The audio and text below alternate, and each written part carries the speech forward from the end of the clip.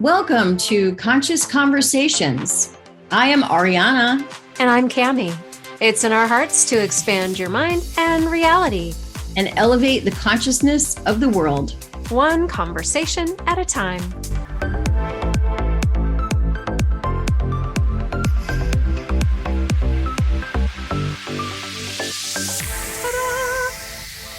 Hello and welcome. Yay. So today is what is an empath and tools and techniques to deal with it. You had titled this one Empath Survivor Skills, and I love it.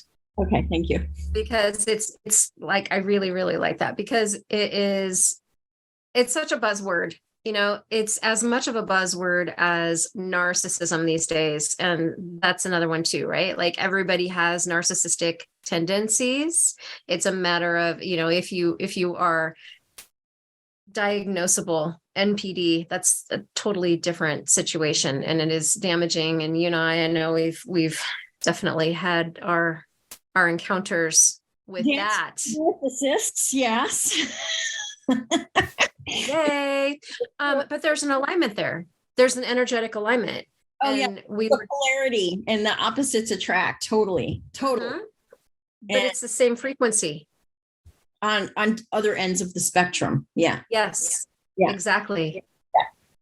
That is definitely a thing. So in your definition, you can even bring in the Merriam-Webster definition.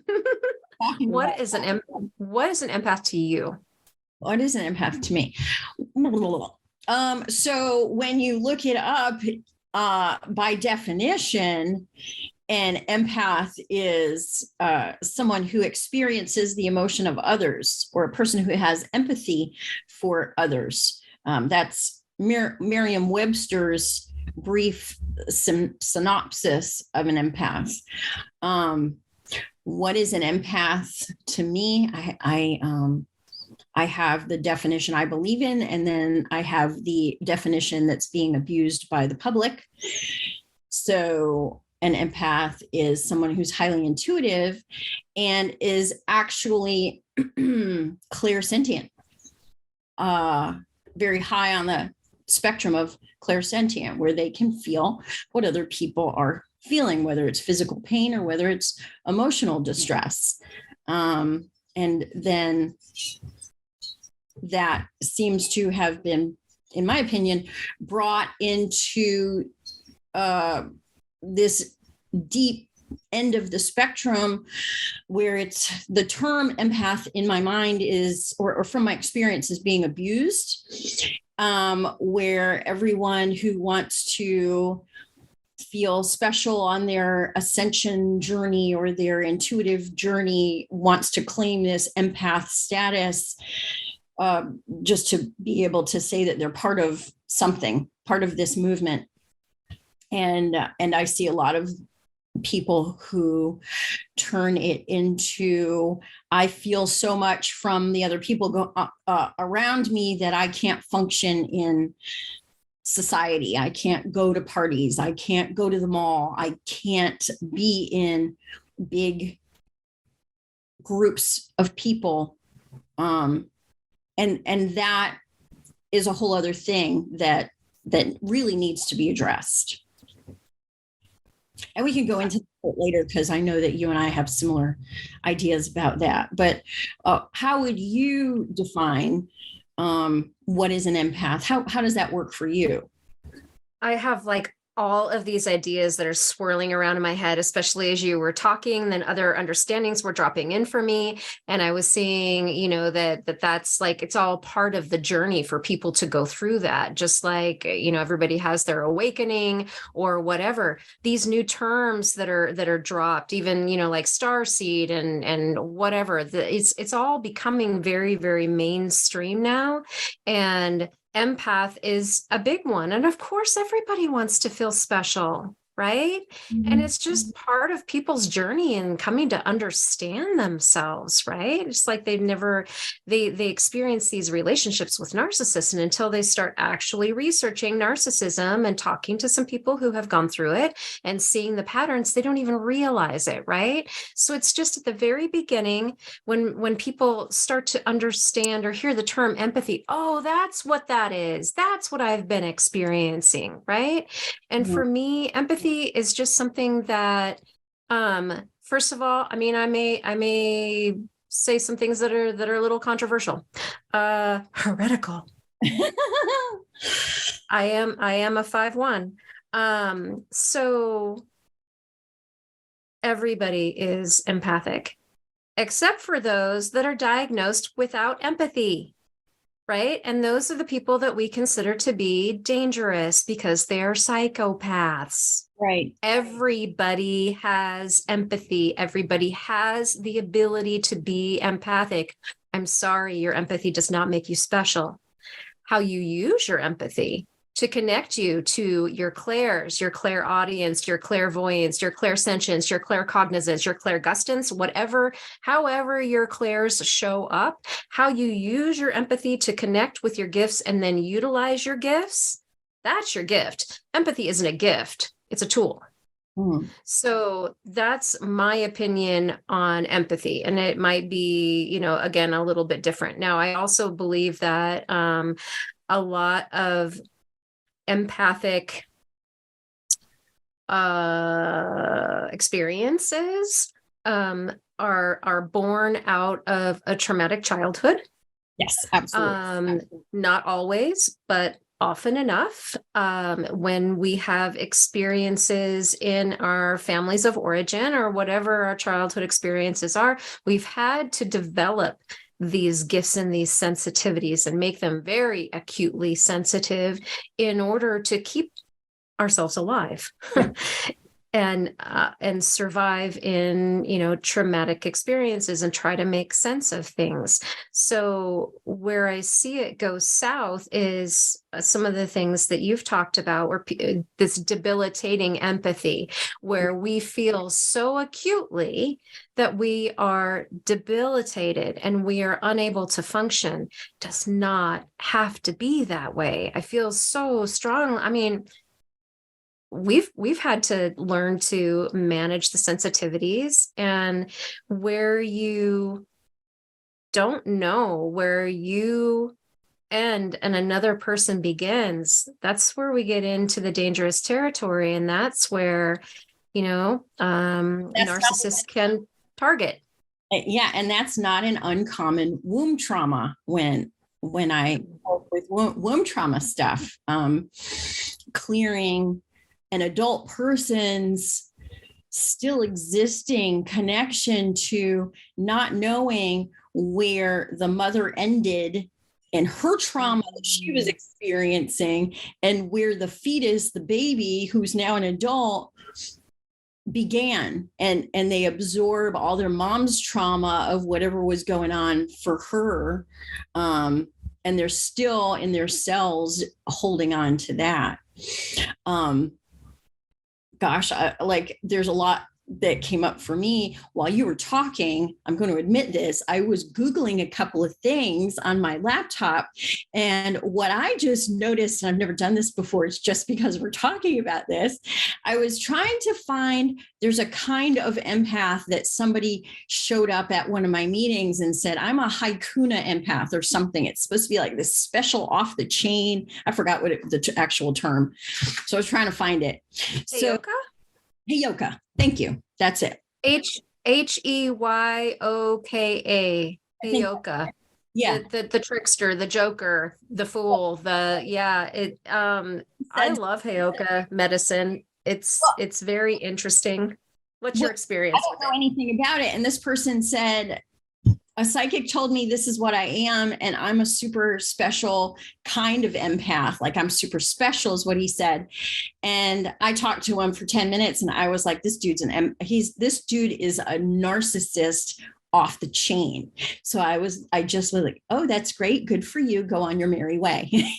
But while I was Googling types of empath, what I'm seeing is empath is now synonymous with the clairs. You can Google types of empath and it'll say there's 12 types of empath. There's a plant empath, and there's a feeling empath, and there's a seeing empath. And I'm like, no, those are clairs. So, I mean, we're having what's disturbing to me, and I mean, it's just life, I guess, but we having these crossovers of definitions and bloggers trying to have some new material. I don't, what's your take on that? What's my take on that is that humans are meaning-making machines. And one of the most powerful tools that I ever learned from one of my teachers was, why does that have to mean anything? What if that doesn't mean anything? And John's work, for XYZ and whatever they made that mean, please help everyone forgive and release each other, forgive and release themselves. That is so big, whatever we made it mean, because it's what we place that emphasis on. That's where we can either use it as a tool and a gift and something to share with the world, or we can use it to perpetuate our own suffering. Yeah. And I found it interesting when we were looking just before we started, because we were like, oh my gosh, we were all fired up about this topic, but we didn't really research it. It's just like, what's your experience, and, how are we going to present this? And looking up the etymology, because I love to look up the etymology of words. I get so many ding ding dings with it when I look things up, where they believe that the word empathy is derived from the ancient Greek empathia, meaning physical affection or passion, and the word derives from in or at, and pathos, passion or suffering. And so the connection with empathy and suffering, I find to be very, very interesting. That's like a programming link where I can I can connect things. I see dots and lines and things that light up. I'm like, oh, there's that program, right? Like, what's that? What happens if we tweak this so that empathy does not equal suffering? Doesn't have to equal suffering, right? There's so many different ways of dealing with it that we can use it as a gift and not as something that is hurting us. So the beginning of learning to deal with that is differentiating. Where do I stop and you begin? It's a boundary issue. What are your thoughts on that? Well, what I explain to some of my clients that come in with this extreme level of, I'm such an empath that I can't go outside in the world, or I can't be in groups, is that here's my analogy. So if you have two guitars that are facing each other, and on one guitar you strike the G string, provided they're both properly tuned, the G string on the other guitar that you haven't even touched will start to vibrate. And that's exactly what's happening with these empaths that walk into a room where there's a lot of trauma. So walk into a room where someone across the room is, let's say, has this childhood trauma with their mom that is making them still, as an adult, I don't want to be here, I'm not worthy, my mom didn't love me, whatever is going on. And you have the empath who had something similar, where they have a similar frequency in them. So as an empath in general, they're picking up on something icky, some icky feeling. They may be able to identify it, or they may just feel icky, and it's striking that chord in them also. So it becomes debilitating. And when the empath in question starts to work on that childhood trauma and clear and resolve their feelings of inadequacy and their hurt feelings by this mother relationship or whatever it was, then they can walk into a room and see that person and say, oh, that person doesn't feel good. I can sense it, but it doesn't debilitate me. So at the end of the day, these people that are saying, oh, I'm such an empath that I can't function in the world. Well, honey, you got to work on your childhood trauma. You've got to work on whatever is being struck within you that makes it that difficult for you to be out amongst other people. What I'm visualizing as you're speaking, and I don't know that I've ever used this analogy before. I saw a spider's web, and that there was sort of a stuck point already, or a sort of a conglomeration where the netting or the web was tighter. And that frequency passed through, hit it, and got stuck, right? So you're getting the shaking of the web, or the stuckness, right? Because there was something already there to hang on to, and it was sticky, right? And it wasn't cleared yet. And as you like comb through the tapestry of the akashics and the energy field and whatever, and clear some of that stuff out, you'll still feel it as it passes through that area. It'll still vibrate, right? But it's not going to get stuck. So you won't feel debilitated by it. It's just bringing up your own stuff. And how can you then use those gifts in order to resonate with people? Because those of us who have been through an awful lot are then able to take people deeper. We're able to hold more space for it, so that when somebody has those frequencies and we're like, oh, okay, I know what that feels like. I recognize that it's not triggering anything in me, but I feel it and I can hold it. And I can be like, let's talk about it. Let's drop it down into that, right? And let's then use our gifts in order to facilitate other people in finding their own miracles and finding their own healing, because all healing is self-healing, in my opinion. But I don't want to go off on a tangent on that. So I will say that somebody shared something with me, and I have definitely shared it with others, this analogy of a straw. So I know that when I first started many years ago, like in my first Reiki classes, God, 30 some years ago, where I felt things, right? And I took it on sort of, I realized, ooh, I could use this, right? Like I can take on people's pain and I can get rid of it in that way. But then I took it on me, right? And I have not been kind to my body throughout the years from taking on everybody's everything, not only my own family line and my own experience, but taking on everybody else's stuff as a rescuer pattern, right? We don't need to do that. That is not healthy. It's not good. So this guy shared this analogy with me of a straw passing through the body. And he said, so you have a straw and you've got it in your beverage, right? Let's say it's like a bubbly beverage or whatever. You can hold the straw, you can drink out of the straw, you can feel the coolness passing through. You can even maybe feel some of the bubbles, especially if you're, very sensitive in your fingers, but it doesn't affect your body. It doesn't have to affect your body. You can pass the energy through, that you can pick this stuff up, but you can pass it right through. It doesn't have to affect you that way. Yeah. And I think that kind of goes back around to one of our original topics that we haven't really dove deeply into. How is empathy, or how is a child empath developed, or how do we develop being an empath as a child? And part of it in my mind is when there is a traumatic environment in the home, the child has to develop some very acute survival skills. Do I sense, as daddy is approaching the door, opening the door, do I sense that he's been out drinking and that he's pissed off and that he's going to start hitting mommy and maybe me too? Do I know this? Can I tell? Do I know I need to hide?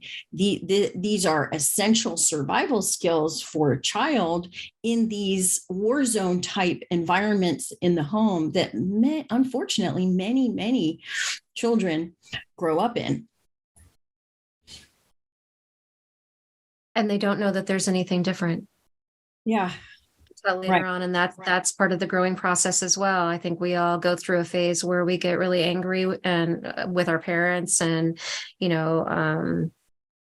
very resentful, and that shouldn't be invalidated. That's a lot of the tools that I know that you and I use with the inner child stuff is like meeting that child there and saying, I'm really sorry that happened. Yeah. I'm going to validate your feelings because you may have never been validated. I'm really sorry that happened. Right. And just, stay there for a while, stay there as long as you need to stay there in order to, either you are able to bring that child back into the fold with some sort of, whether you call it parts work or soul retrieval or whatever, right? Helping the person to come back to some sense of wholeness around that. And then and sense of safety too, in bringing that child a sense of safety and validation. And I think another important thing that we both have experienced with John Newton's work is allowing the hurt adult to voice out loud the words that the child was never allowed to say. And I've been known to have a client on the table and force them to say, fuck you. And it's so liberating when you are able to put words to the anger that was not safe, or the situation, directing it at no one in a safe environment to just get it out because it's been buried for so long. Yeah, it is absolutely liberating and transformative for people to be able to get in touch with those pieces and express it. That grief is unexpressed emotion, right? Where we feel like, whether it's the loss of a beloved pet or a family member, or, a change in the situation, even a move, or, some drastic, changing schools, things that happen, even losing your favorite stuffed animal, things like that. There's so many different types of losses where people have not been allowed to feel it, to really feel it and express the things that, that they feel like they didn't get to for whatever reason, like either nobody would listen, or they were told to go, cry alone in your room or whatever, that you're not allowed to share this. You're not allowed to bring it up. There's so many things that lead to these trapped things. And the empathy just sort of builds on that. Mm-hmm. And it can increase the suffering if we don't learn about it and learn how to use it to help ourselves and help other people. I know one of the things that, as I am developing this relationship with my body and working with my body and being embodied and being safely embodied, which is, up until even, that question was posed like 5 years ago on my journey. It was that late. I'm almost 52, and I'm a baby when it comes to, really being friends with my body and being okay, like feeling these things and then like understanding them and being okay with it. And using these hits that I get. So rather than taking on people's stuff and actually taking it into my body, now I just like ask, can I get a little bit of a hint of what they're feeling? And I can like tap into people's bodies in order to help me zero in on what it is that they're experiencing. Is it, a pain in the shoulder? I'm feeling, like your spine is out at, like X vertebrae or whatever, and like tapping into that and being able to feel into it and move things around. That's also part of the sensitivity that comes along with empathy. And until, several years ago, that wasn't even remotely safe for me to do. Mm. Yeah. And go ahead. No, go ahead. What's your thought? Oh, okay. So, oh God, well, that brought up something for me that that I wanted to cover. It's just a little bit different. So when example, child and mother again, just because I think it helps people to really look at their childhood that maybe they've not addressed.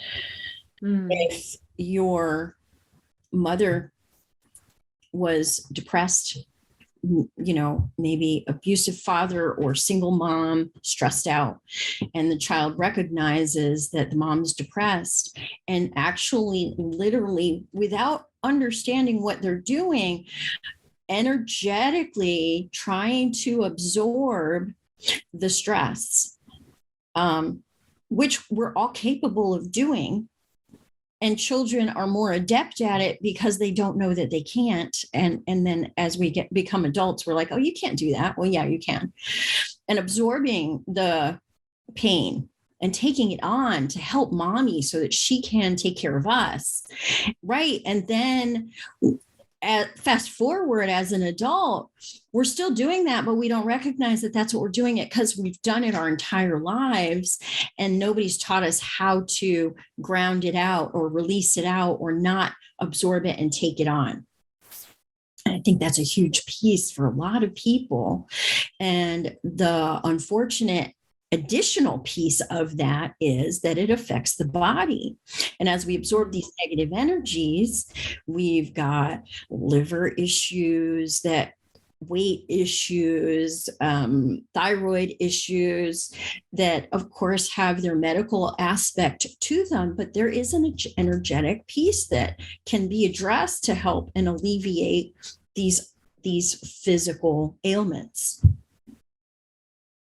Yes. I want to circle back to something that I was feeling as you were talking about, how kids react to this and they don't know any different. When we are raised in toxic environments, we don't know that there's anything different available. We don't know that there are choices. We don't know that there are options. We don't know that better exists, as does worse often enough. Right. And children naturally have a tendency to think that everything is their fault, especially when there are relationship issues in the home, or really, really anything. They take it on. I don't know if that is just part of human programming in the way that we work as humans, but children definitely feel that everything is their fault. Especially if something harsh is going on, they feel responsible for that. I don't know if that is,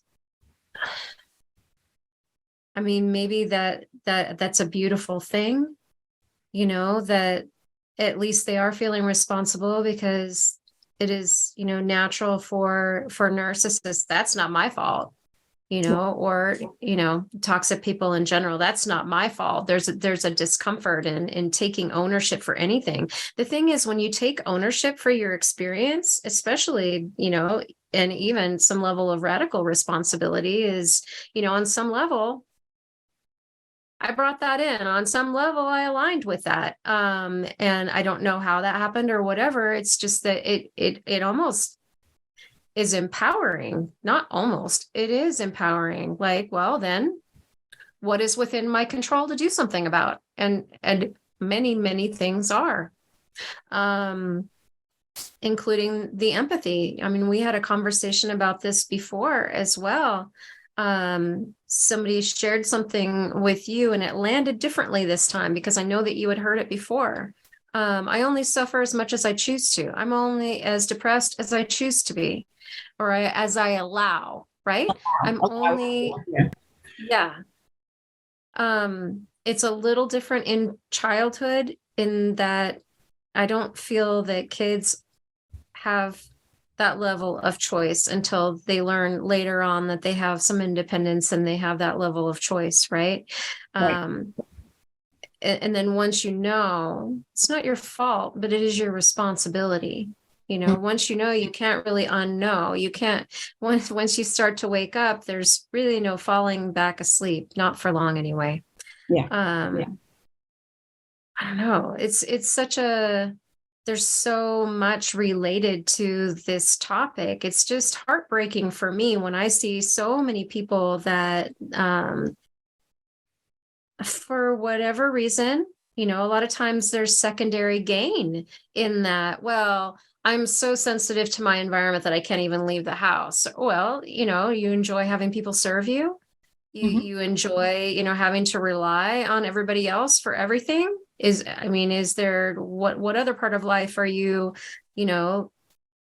avoiding? Yeah. With this?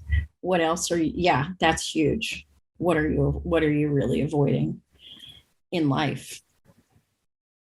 Life can be scary, but the only way that we stretch is by facing it. Right. Yeah. You and I talk all the time, and hopefully we'll be sharing more of this on our journey of, man, I have stuff come up all the time, and I just have to keep walking. I haven't mastered this stuff. I'm still, I even shared about like my body stuff that I'm, trying to work through and, become friends with my body. This is a journey for me. There's other people who are a lot further along in that aspect. Right. And I just walk with it. I've been having some very interesting discussions with myself and having, I could channel all day long from what seems to be outside of me, or, helpers and stuff. But the conversations with my body, very different. Yeah. She's pissed. So I kind of hesitate mentioning this, but I kind of feel like I should bring it forth.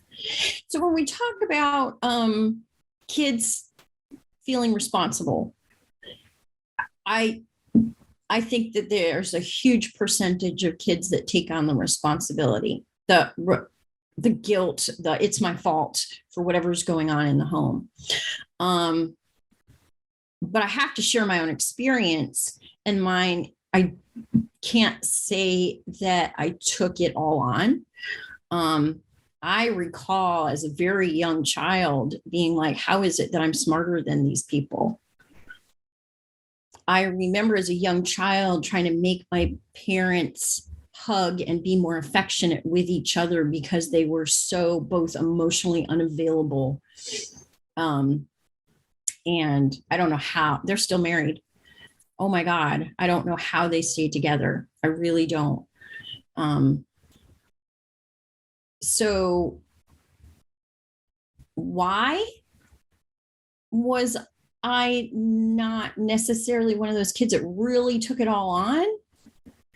Is that just sort of whatever the precursor of my other lifetimes, that there were lessons there that maybe I had learned to not take on all of it. I took on some of it for sure, but it was a very different experience for me. And I just wanted to kind of share that for anyone out there in the world that may have more of a similar experience as I have, just because it's possible. Yeah. Oh, totally. When do you remember having those thoughts? 6 years old. 6.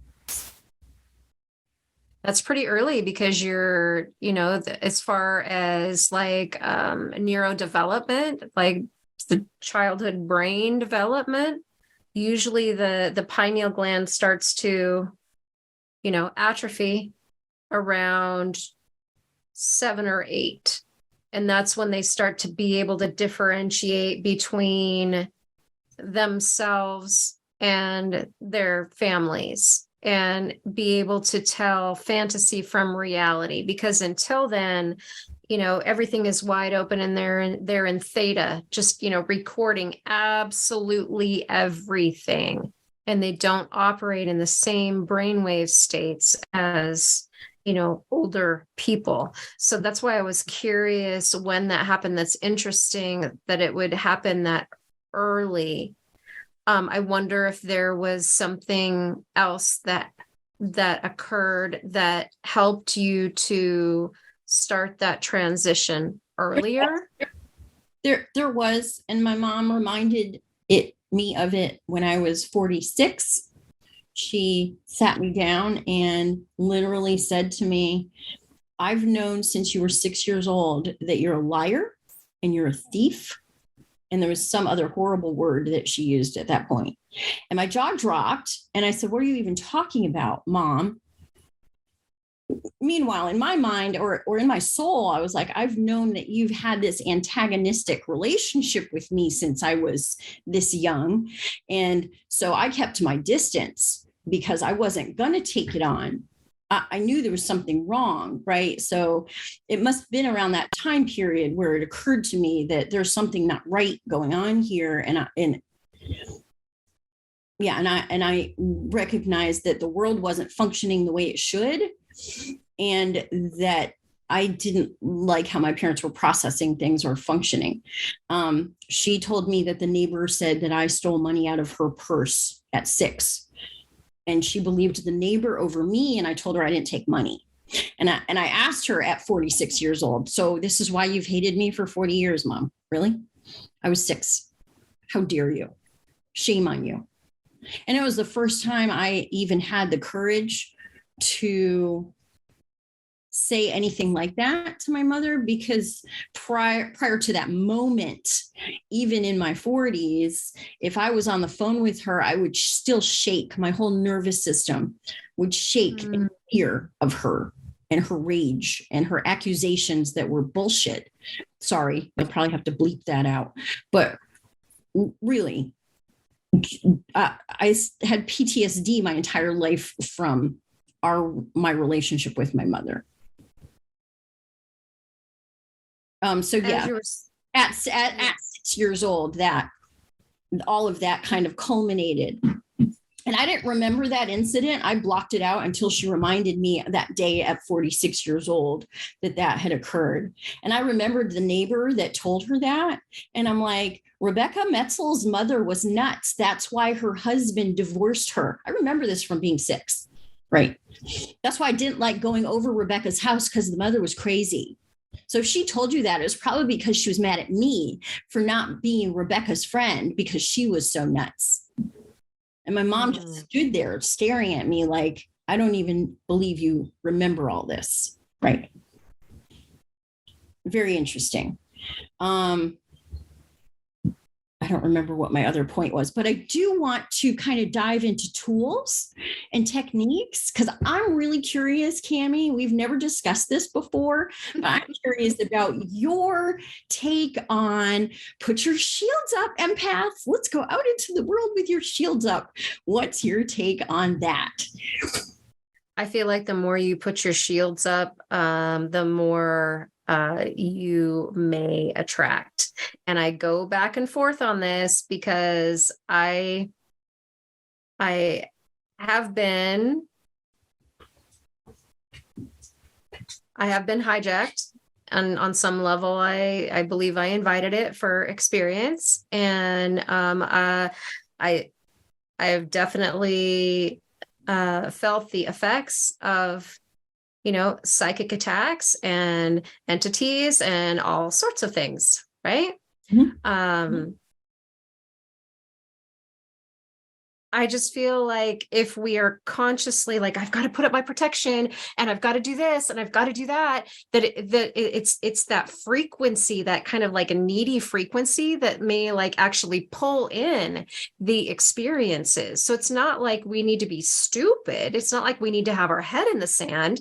I believe that we absolutely need to be aware and have our feelers out of like, boom, what's bumping into my field? What's trying to get into my field right now? Which is why it's so important to learn who you are and where you stop and another begins and where your field is, and play around with it and test it and learn this. It's a muscle.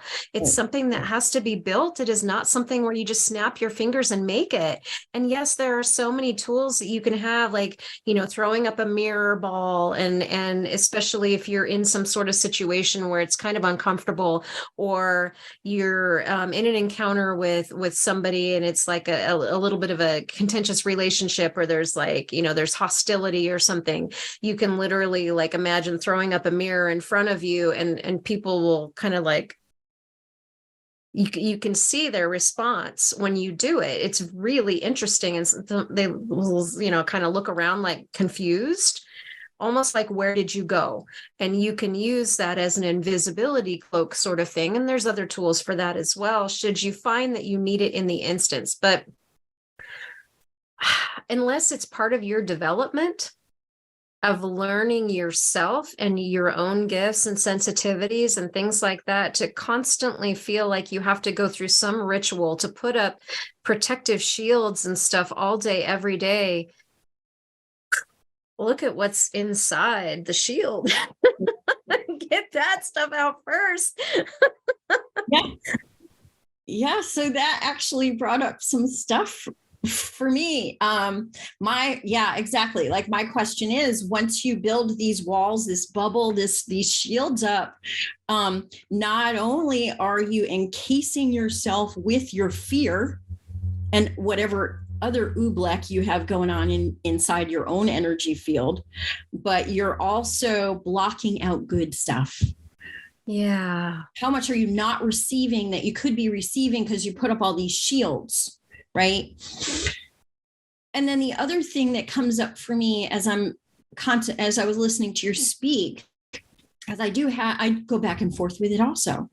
But what hit me as you were speaking is, what's the intent behind what you're doing? Because one of the things that I like to teach my clients is to check in with their aura, right? The outer shell of their aura. Check and see if there are tears and holes, or if you can't tell, just intend that it is filled with light, and that there's a nice, clean, strong shell of light, right? White light, golden light, whatever you like to work with. So the intent behind that, provided you're not bringing fear into that, you're just filling yourself with light, and you're making sure that your aura has a protective outer shell of beautiful light, which doesn't have to have any kind of fear attached to it. It's actually really beautiful. And I realized when I was teaching my clients that this is a form of shielding, but the intent is different. I'm going to go out to the mall today, so I better put up my shields so that I don't absorb stuff that already starts an intent of fear. But is my aura, full of light? Is my soul and my body full of light? Am I emanating light? Is a totally different energy and a totally different intent. Absolutely. Absolutely. I think that is beautiful. And that really is the key. In my opinion, intention is, I wouldn't say that it's everything, but it's pretty huge. It's pretty huge. Yeah. Yeah. I mean, because all of these things, the tools and stuff that people have, they're tools, right? And if we are the tool, we just carry the tool within us, right, it does exactly the same thing. So I really do like that. So rather than like keeping things out, who are we from within? I remember sometimes I like to go for drives. I used to like to do this more often than I do now. And I would feel into the houses as I drove through, right? So I would like actually go into residential areas and like feel into them so that I could feel what's the energy of this, like I could feel the alcoholism, I could feel domestic abuse, I could feel happiness and laughter, I could feel, and especially in certain areas where it was really heavy and dense, like, oh, I feel like I'm going to throw up, right? And that's part of that empathy, right? So I had this experience in Paradise, California, before the fire, where I was just like, oh, I don't know what's going on here, but this is not, but I had some things to do there. And I felt like I needed to be there. It wasn't a situation where I felt like I can just turn around and not do this. There's some business that has to be taken care of, and I feel like I need to be here for this. And I had a message that came through, like, rather than feeling outside of you and pulling it in, why don't you project you out? And I was like, huh, why didn't I think of that? I love that. Right. And so I started doing that, and then I felt fine. I could still feel that there was stuff there, but it wasn't affecting me because I was projecting my light out. Mm-hmm. And I had a lovely time there. There were some people that needed to be met with. And it was a beautiful, synchronistic, and pleasant experience. I love that. And it was a game changer for me. And I don't know why that hadn't occurred to me before. So now I'll do that sometimes, where I'll start to feel some stuff and it'll come in and I'll be like, oh, starting to feel like nauseous and things. And then I remember. So the thing is, we forget, right? We have all these tools, we have all these abilities, and we get a little rocked and we can forget. So I love having friends like you in my life, because we remind each other, remember who you are. Yeah. Remember who you are. Remember your gifts. Remember your tools. Remember your skills. Remember who you are. You don't have to be experiencing this in this way. It can be different. Mm-hmm. So I feel like I may have gone off on a little bit of a tangent there, and I apologize, but that's one of my tools, is bringing, not only, even if I'm feeling a darkness, and that's okay, because that's all of this that we're feeling outside of us that may make us feel nauseous or whatever. It's just bumping up against the shadows and stuff that are still inside of us. We can find that pinpoint of light in absolute darkness and bring that light out. That's another tool that I use, is bringing light out of the darkness. And that's been really, really a big one for me. So that I can find it in people when I see that their light is going out, and I want to nurture it again and bring it out, and help them to make it brighter. And then also within myself, right? If I'm experiencing moments of darkness and shadow, and where I'm sitting with that and being able to bring the light out of the darkness and to project out instead of pulling in the from my feelers, right? Yeah. The antenna can be used for good. It doesn't have to be harmful, and it doesn't, we can have pain without suffering. Ooh, yeah. I love all of that you said. You don't need to apologize for a syllable. I feel like that what I'm about to say may be a whole different talk, but it just kind of came to me, in my earlier years, when I was dancing with one of those really fun narcissists without knowing what I was dealing with. I palpably and physically felt entities attached to me. And it was all, I was fairly new on my journey. And it was really jarring when you feel like you have like this weight strapped across your face, and you're like, what the hell is that? It was really uncomfortable. What I could I have put up shields and blocked it out? I don't even know, honestly, because what those entities were attaching to, again, we're talking about, it starts with whatever's within. I had so much rage against the abuse in that relationship that the rage was what the entities were attracting to and holding them in place physically on my body. And I would get body work from other people, and maybe it would dissipate for a while, and I'd wake up the next day feeling horrible again.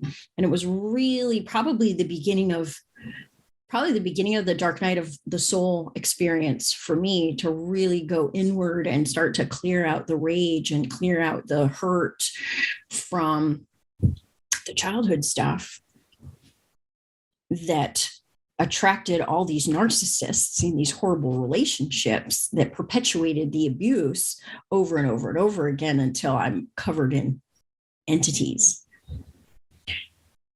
And I think that's a big thing for empaths to have to deal with as well. It is a thing. I am not going to tell people that these things don't exist. There's a lot of different advice that people may give out with things like that. Psychic attacks are a thing. Entities are a thing.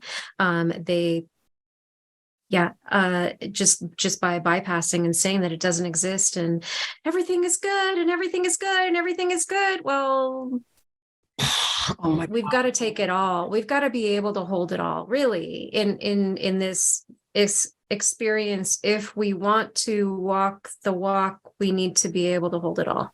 Yeah. It's like the yin yang symbol can't exist without the black parts. It can't.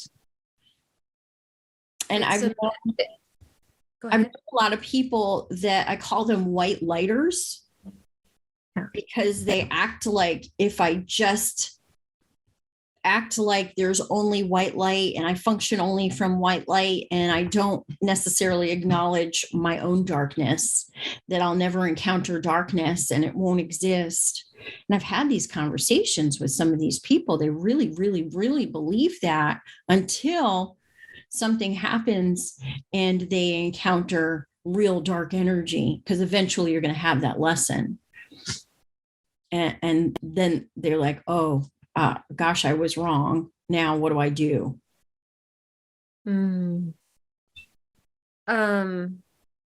I do go back and forth on that. I remember somebody saying, and it really spoke to me, once you've met the devil, you're not afraid of him anymore. Right. So once you've actually faced it, right. And we run away from, and I say we, because it's,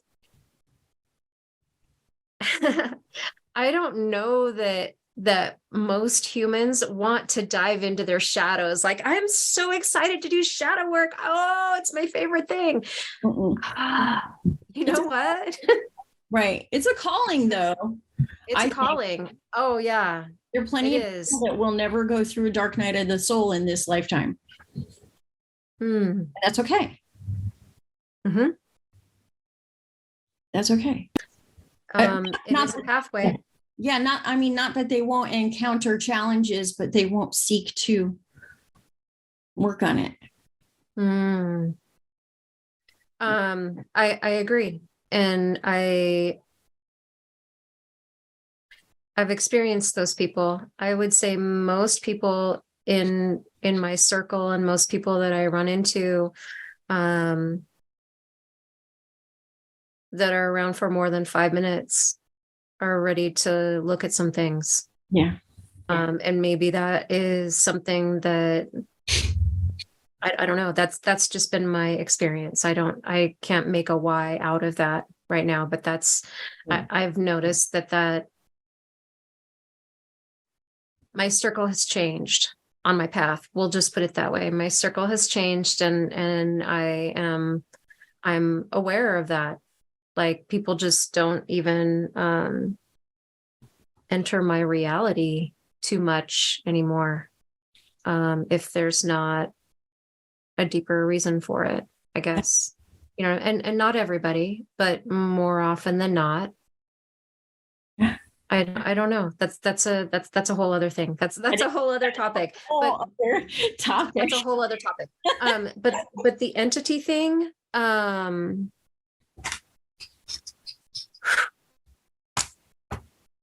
I'm feeling like that may be a whole other discussion. Definitely. Maybe a whole other discussion However, it is definitely part of the empathy.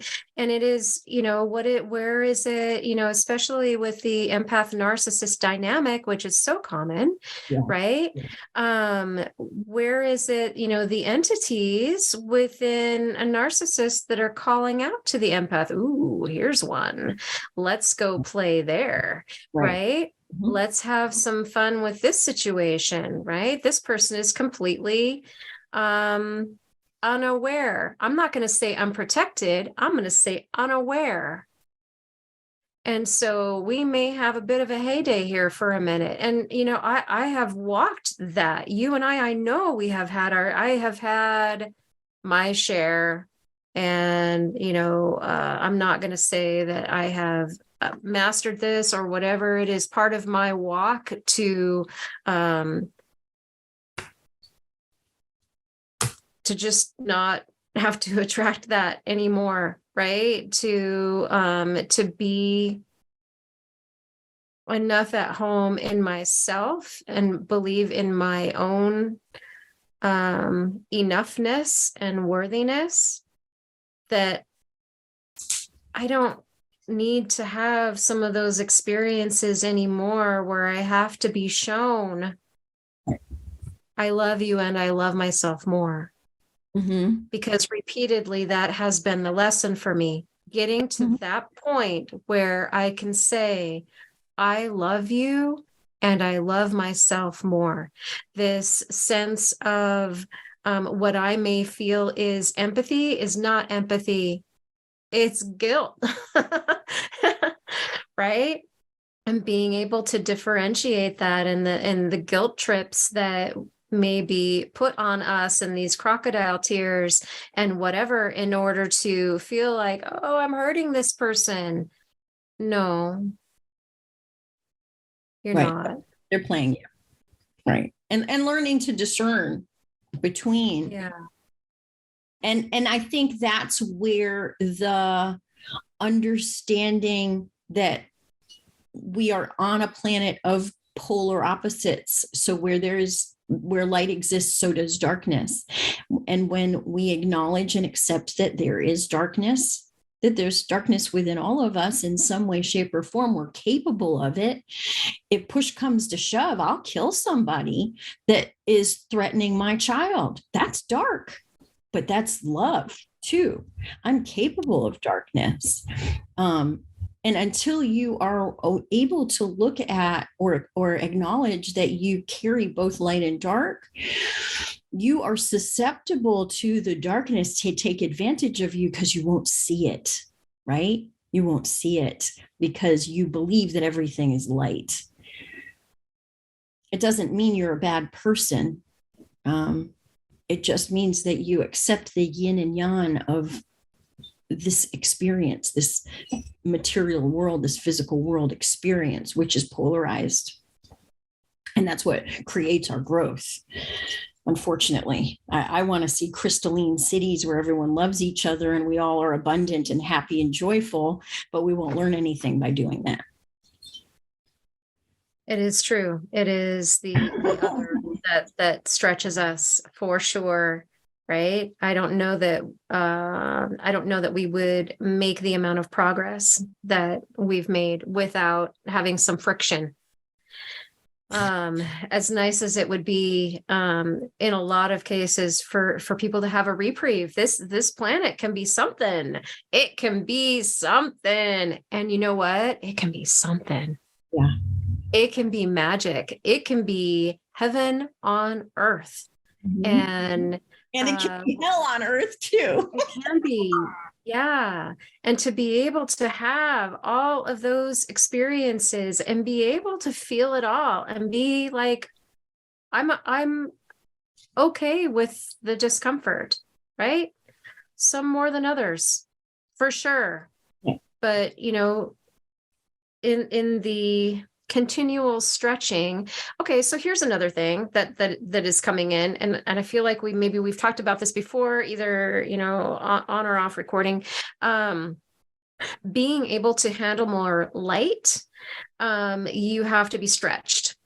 in order to handle more light. We have talked about this. You will literally fry yourself. So the physical body and the neurons and just the way that the body is composed. I can't speak on it on a scientific level. We need to invite a scientist in to speak more deeply on this. I just understand it at a very basic level. It will literally fry you. Yeah. So either here you're gonna lose yourself, or physically.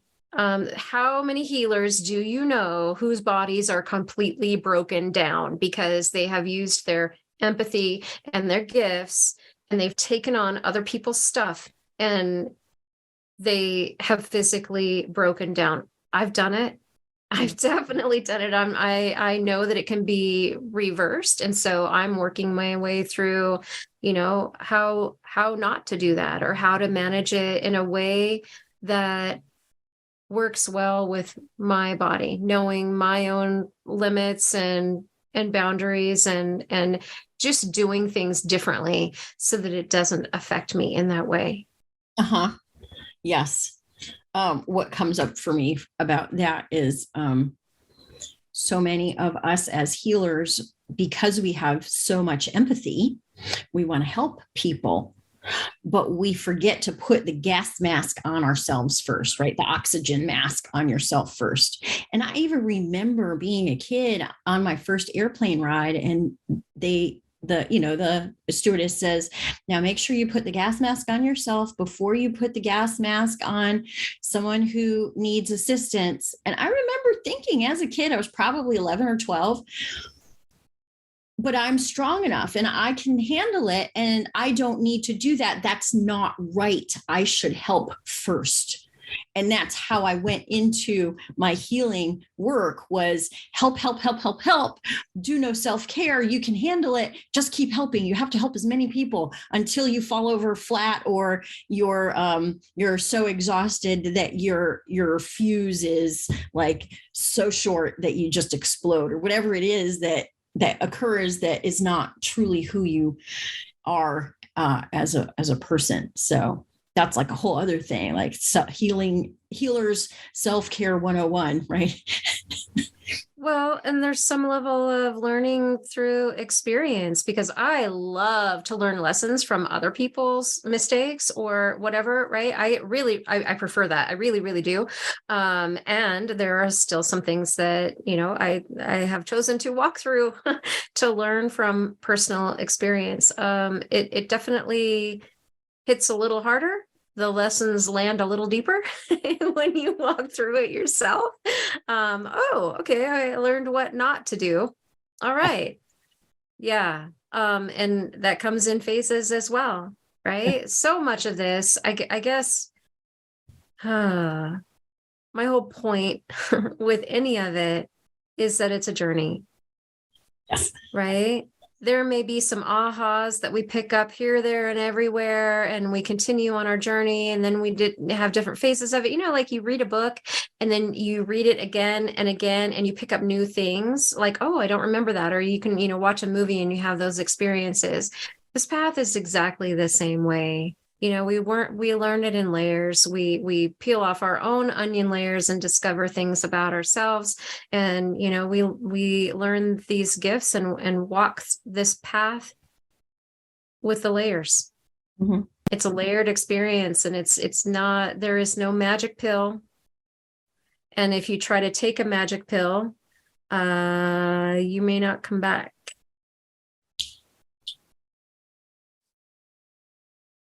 Is that so bad? No, I'm just kidding.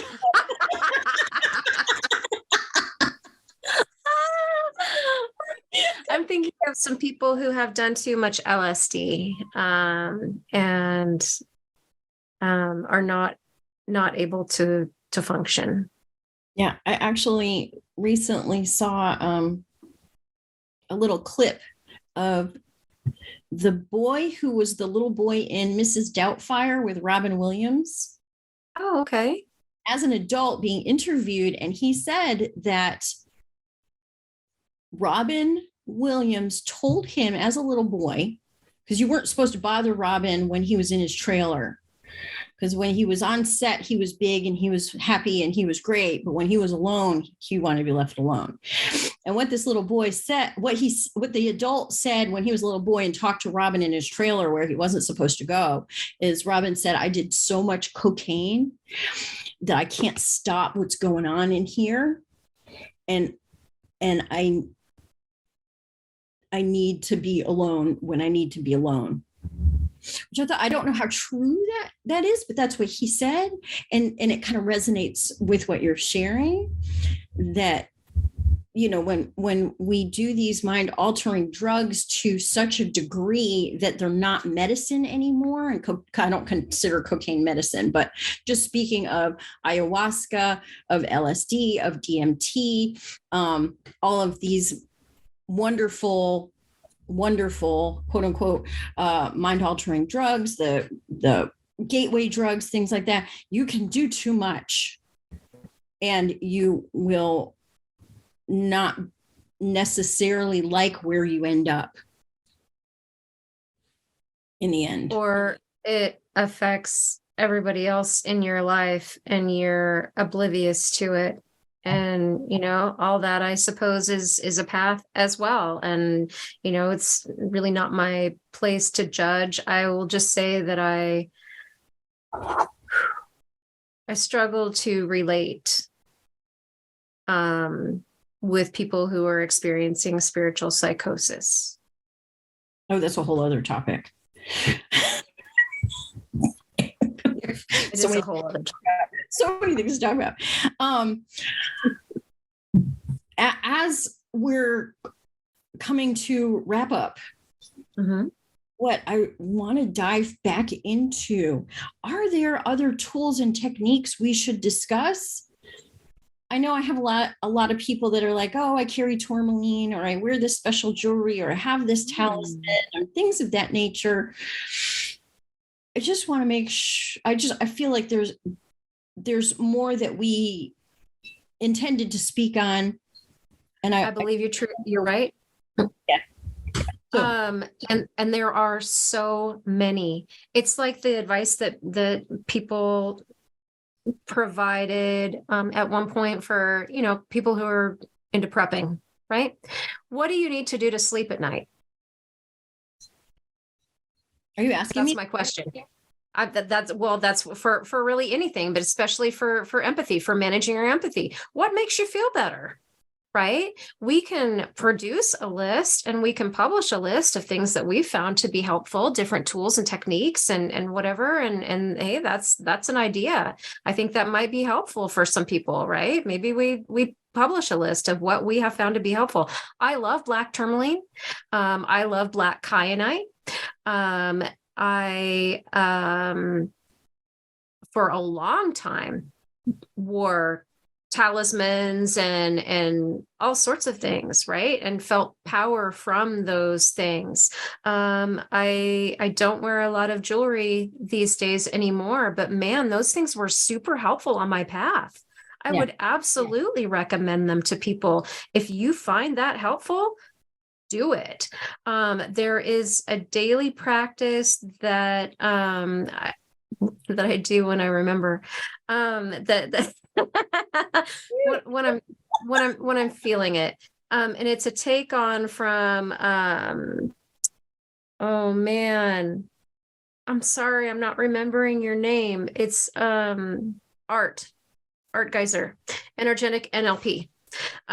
Where he taught this magnet technique, and I found it to be so helpful for people, especially empaths, right? And so you sort of get in touch with your higher self and know that your higher self is going to guide this, right? And it knows you, it knows everything about you, it knows what's good for you, what's not good for you, what's helpful, what's not helpful. It knows what's yours, it knows what's not yours. So you take this imaginary neodymium super powerful magnet and you place it in front of you, like 10 feet in front of you, and you ask it, I need you to take away anything that is not mine and not helpful. and this magnet sucks up all the stuff. And if you're really feel empathic, you're gonna feel it. You're gonna feel the stuff start to like pull out of you, right? And you allow it to pull until it's not pulling anymore. And then you say, thank you. It drops down into the earth. Anything that can be safely returned to where it came from is safely returned. Everything else is absorbed and transmuted by the earth, because she absolutely has that capability. So then you do that with a neodymium magnet above you, and you do the same thing, and you allow it to pull anything that is not yours and not helpful. And you go through the same process. When it feels like it's complete for the moment, this can be done in within a couple of minutes, every morning and every night, if, at least to start, or whenever you're feeling like there's a little something going on, right? So you allow it to suck up everything that is not yours and not helpful. And again, you drop it down into the earth. Anything that is safely returned to wherever it came from, it can be safely returned. Everything else is transmuted by the earth. And then you do the magnet behind you. Again, same process, right? And then you do a magnet beneath you. And once you've gone through this process of, some basically all around you, then you may feel significantly lighter. So that is a tool that I will often use. I love that. How about you? I've heard that one. That's great. Do you have certain tools that you like to use? And again, I'm a fan of minerals and things, especially anything black is likely to, suck things out, and right. And I really don't believe that crystals need to be cleared. There's people can make a whole thing out of it, and it can be very, very complicated.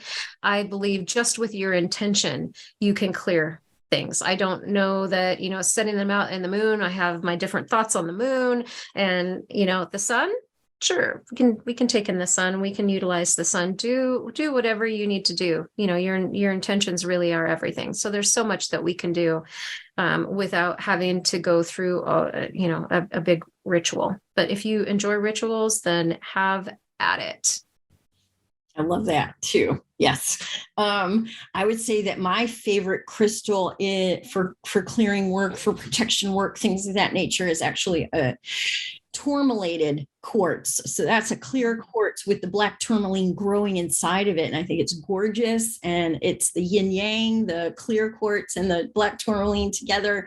And I love that. I have a ton of jewelry made of that particular gemstone.